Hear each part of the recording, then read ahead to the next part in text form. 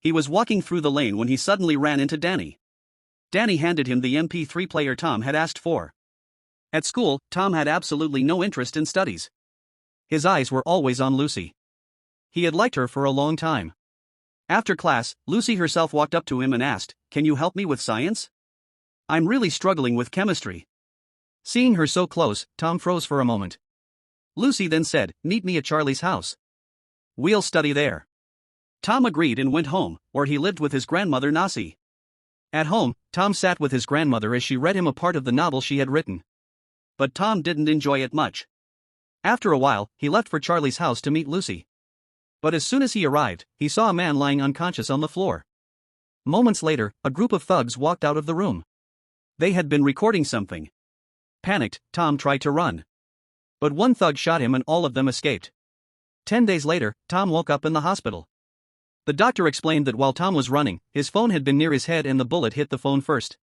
Fragments of the phone lodged in his skull. But luckily, the damage wasn't too serious.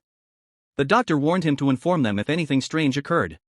Tom immediately asked about Lucy. And Nasi told him that she had recovered long ago and gone home. While returning home in a taxi, the driver kept staring at Tom strangely, which irritated him. As Tom looked at the meter, he suddenly felt something odd and fainted again. When he woke up, he was in his bed at home. The next morning, Nasi noticed his injury looked a bit better and suggested he go see Lucy. Tom took some flowers and visited her house. Her brother Ben let him in. Tom apologized for not being able to save her. But Lucy said, "Anyone in your place would have done the same. You were unarmed and alone." Still, Tom carried the guilt inside him. As he left the house, suddenly, he began hearing the sounds of every electronic device around him. He could even hear people's phone calls. His head spun. And on his way home, he started seeing strange digital interfaces floating over electronic devices. Then he fainted again. In his unconscious state, he clearly saw Eugene's phone and realized Eugene had been one of the attackers. Eugene even attended the same school. Tom told Danny about it, but Danny didn't believe him. At school, when Tom saw Eugene again, he could now read his phone messages directly. He became certain Eugene had been involved. In anger, Tom used his power to spark Eugene's phone and destroy it. That night, Tom went to a party with Danny. Sitting on a sofa, he looked into everyone's phones and finally figured out exactly who had attacked Lucy. Furious, he walked toward Eugene. But Danny stopped him and pulled him away. After that, Tom went to meet Lucy. While they talked outside, he saw Eugene and his gang heading toward the basketball court. Lucy grew scared seeing them. Watching her like that, Tom decided he had to teach those boys a lesson. Using his mind, he sent a message to Eugene's phone from an unknown number, "I'm coming to teach you a lesson." The next morning, Tom began following them. They were going to meet an illegal dealer. While walking behind them, Tom hacked Eugene's phone and listened to all their conversations through the microphone. Even after the meeting, he didn't leave them alone. He messed with the electronics in their room, switching lights on and off, playing music, just to scare them. Meanwhile, he messaged Lucy from the same unknown number, "I will protect you from the ones who hurt you." Lucy asked, "Who are you and why are you helping me?" but Tom didn't reply. The next day, all students were summoned to the auditorium for an announcement. Just before it began, Tom hacked the presentation using his powers and played a private video of Cash, one of the gang members. The entire auditorium burst into laughter while Cash ran out in embarrassment. Later, Tom met Lucy and explained everything. She wanted to know who was doing all this. While Tom pretended to adjust the radio, Lucy messaged the unknown number again. "Are you the one doing all this, standing right there?" Tom replied using only his mind. Tom asked her why they had attacked her. Lucy explained that they had wanted her brother to join the gang and when he refused, they threatened to destroy her family. They got their chance and targeted her instead. When she asked again, "Who are you really?" Tom wrote back, "You can call me iBoy." A few days later, Tom and Lucy were walking home at night when Eugene and his gang confronted them. They mocked Lucy and demanded to know who was behind the unknown messages. Eugene grabbed Tom and asked, "Tell the truth, is it you?" Suddenly, Tom sent a message to all their phones, "You're holding the wrong guy, kid." Eugene was stunned and Tom and Lucy escaped. Now Tom knew these boys wouldn't leave Lucy alone. He decided it was time to teach them a real lesson. Tom waited for the right moment.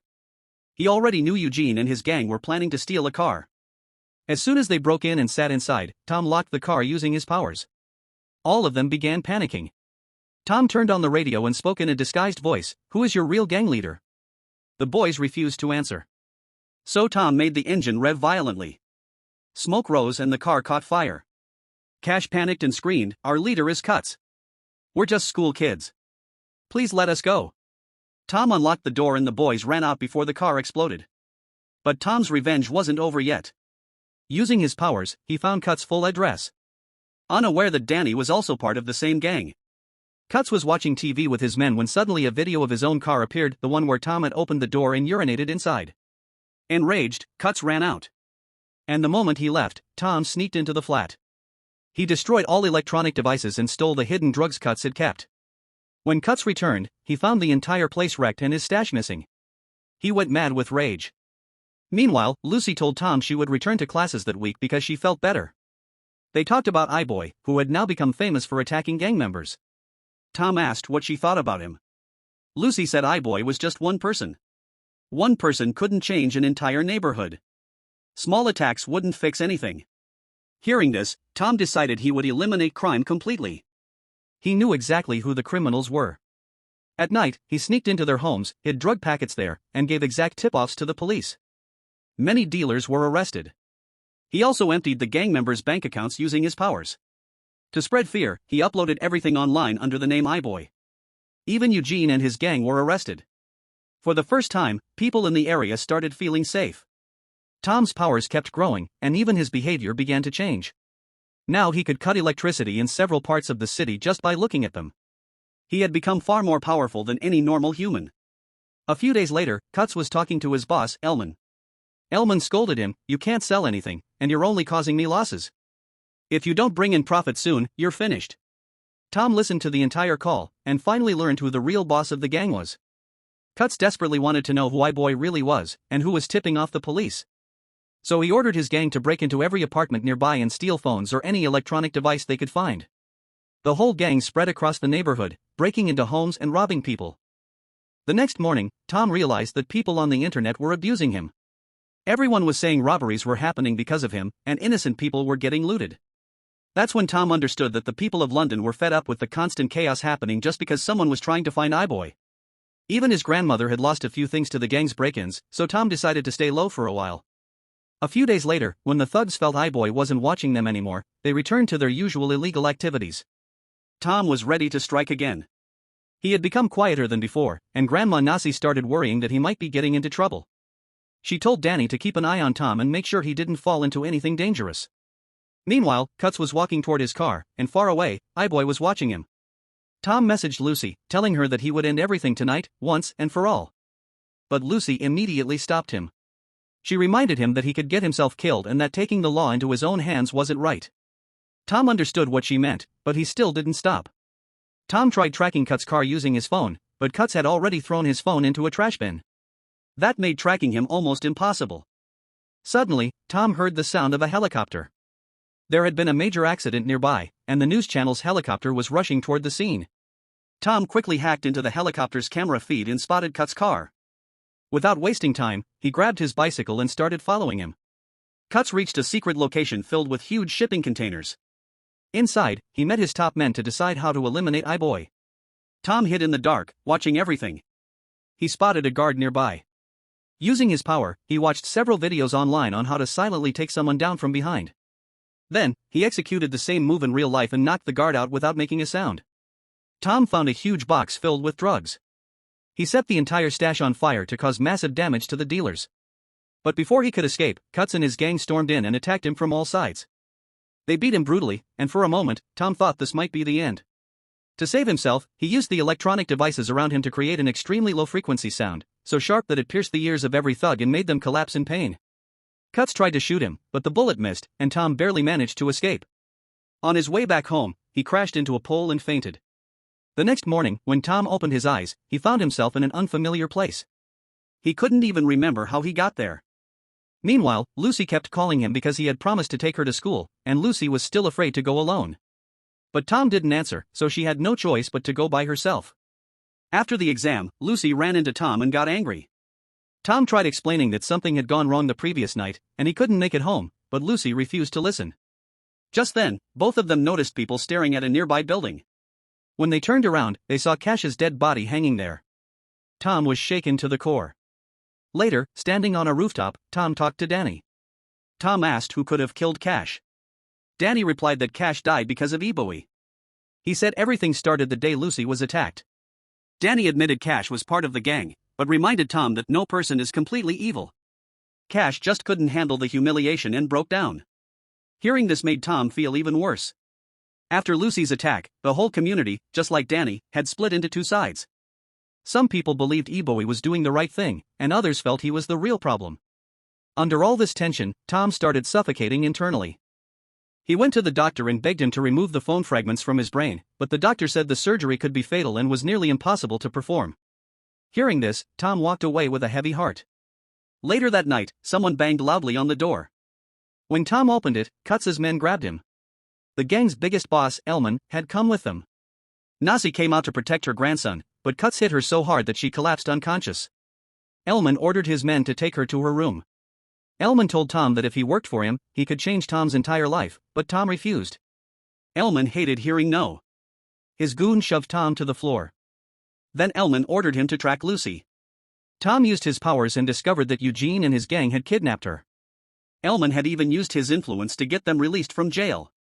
Tom understood that if he didn't obey, Lucy would be killed. Then Elman revealed the biggest blow: Danny had sold all the information for a bit of cash. Elman humiliated Danny in front of everyone, threw money at him, and kicked him out. Then he threatened Tom, saying that just like Tom emptied Kutz's bank account, he could also fill someone's account. If Tom didn't transfer money into Elman's account, Lucy would die. Tom slowly began the transfer, but at the same time, used his powers to call the police through Lucy's nearby phone. At the warehouse, Eugene and his gang were ready with guns. If Tom didn't follow orders, they would kill Lucy. Lucy yelled at them, reminding them they all grew up together, asking how they could fall this low. Suddenly the police arrived. Eugene's gang quickly smashed the phone and hid Lucy in a corner. Her mouth was taped, so the police never heard her. When the phone broke, Tom felt a painful shock in his body. Elman sensed something was wrong and took Tom straight to the warehouse. While hiding from the police, Eugene dropped his gun. Lucy quickly grabbed it, but the police had already left. She pointed the gun at all three boys and told them to kneel, but she wasn't like them. She couldn't shoot. As she turned to leave, Elman walked in with his men. Lucy panicked, and Eugene attacked her from behind and snatched the gun. A thug then struck Tom on the head, bringing everything back under their control. Elman ordered Tom to complete the transfer, but this time, Tom snapped. He said, "Enough." He focused all his power on every phone in the room. Elman threw his own phone away instantly, realizing something was wrong. But the rest of the gang had no chance. Their phones exploded inside their pockets, injuring them badly. Eugene got distracted, and Lucy suddenly attacked him. In all the chaos, Elman ran outside. Tom chased after him, but Elman hit him from behind with an iron rod and beat him brutally. Tom tried using his high-frequency power again, but Elman slammed his forehead into Tom's, knocking him unconscious. Elman raised the rod to finish him off, but before he could strike, Lucy fired a warning shot into the air. She screamed at Elman to stay away from Tom or she would shoot, but her gun jammed, and she froze in fear. Suddenly, a bullet fired and hit Elman's hand. Furious, he snatched Lucy's gun, punched her, and she collapsed unconscious. At that moment, Tom woke up. Seeing Lucy hurt made something explode inside him. As Elman charged at him with the rod, Tom unleashed a massive sonic scream, so powerful that Elman died instantly. But using such force drained Tom completely, and he collapsed too. When he woke up, he was in the hospital with his grandmother sitting beside him. She was relieved he was alive. After returning home, they ate together outside. Tom met Danny. Danny apologized and said he didn't want dirty money anymore. Tom told him he had caught everyone who hurt Lucy, but he hadn't thought about who recorded the video in the first place. He told Danny there was still time to change himself. In the end, Tom met Lucy on the rooftop. Tom had set up a small romantic dinner for her. The two of them felt truly happy. They had taken down the biggest criminal boss in London.